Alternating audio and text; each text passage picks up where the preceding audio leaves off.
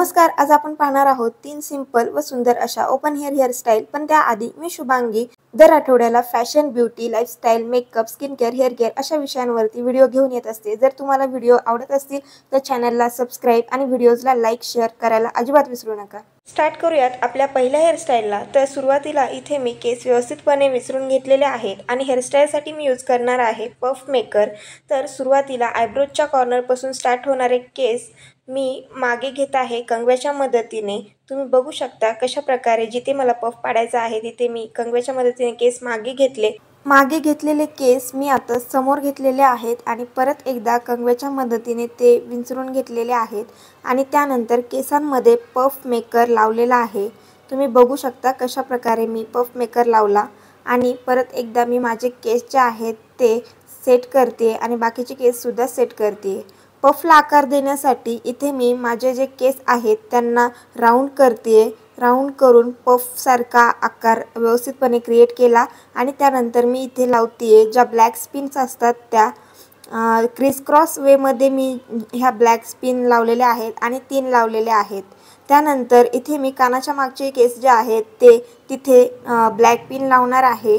तुम्ही बघू शकता कशा प्रकारे मी जी ब्लॅक पिन असते ती कानाच्या मागे लावलेली आहे थोडेसे केस घेऊन आणि परत एकदा दुसऱ्या कानाच्या मागे ब्लॅक पिन जी आहे ती लावलेली आहे। अशा प्रकारे दोन्ही कानांच्या मागे पिन्स लावून तुम्ही तुमचे केस छान प्रकारे मोकळे सोडू शकता। कशासाठी देखील तुम्हाला तयार व्हायचं असेल तर। त्यानंतर इथे मी कानाच्या वरचे थोडेसे केस जे आहेत ते घेतलेले आहेत आणि त्याला व्यवस्थितपणे रोल करून मागच्या साईडला सिक्युअर केलेला आहे छोट्याशा ब्लॅक पेनने। एका साईडचे केस जे आहेत ते झालेले आहेत सेट करून। त्यानंतर लगेचच मी दुसऱ्या कानाच्या वरचे जे केस आहेत ते घेतलेले आहेत आणि त्याला देखील रोल करून घेणार आहे आणि सेट करून घेणार आहे।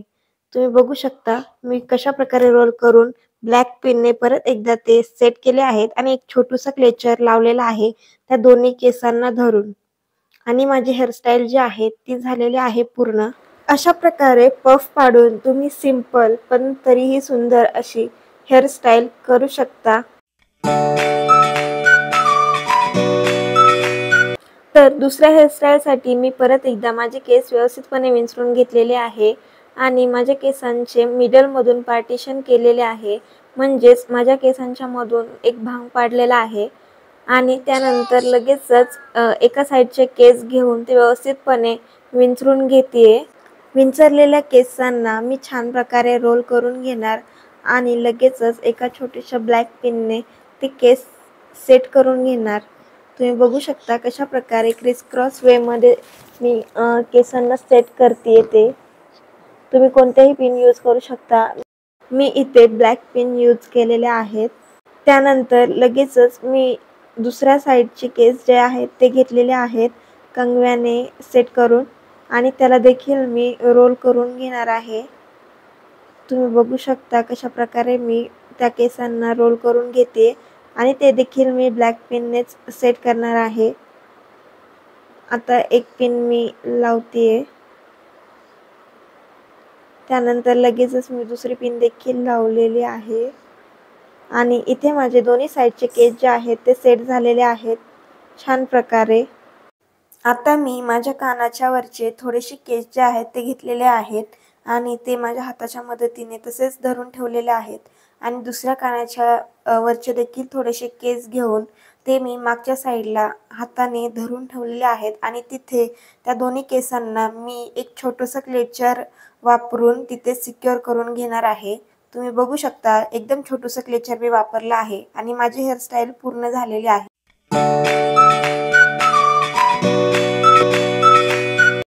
तिसऱ्या हेअरस्टाईलसाठी मी माझे केस व्यवस्थितपणे विंचरून घेतलेले आहेत, म्हणजेच गुंता काढून घेतलेला आहे आणि माझ्या केसांचे साईड पार्टिशन करून घेतलेले आहे, म्हणजेच माझ्या डाव्या साईड कडून एक भांग पाडून घेतलेला आहे।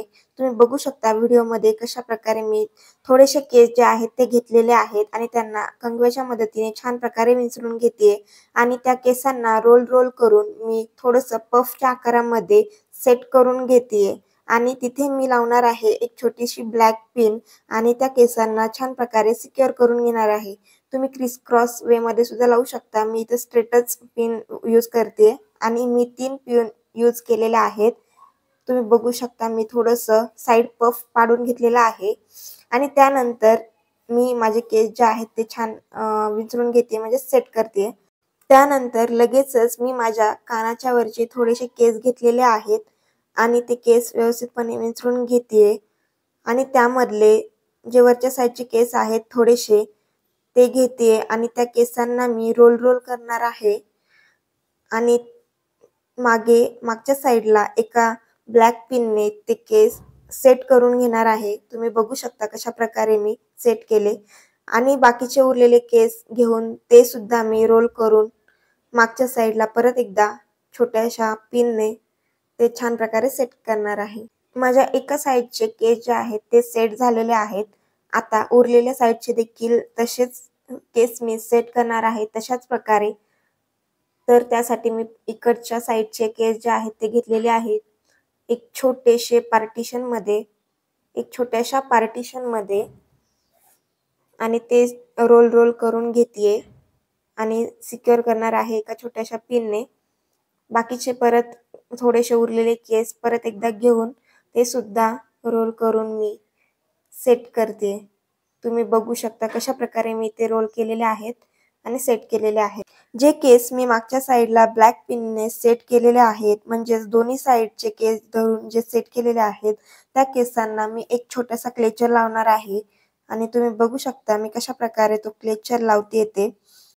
केस छान प्रकारे सेट झाल्यानंतर मी माझे जे ओपन हेअर आहेत ते छान प्रकारे कंगव्याच्या मदतीने विंचरून घेणार आणि तुम्ही बघू शकता इथे माझी हेअरस्टाईल जी आहे ती पूर्ण झालेली आहे।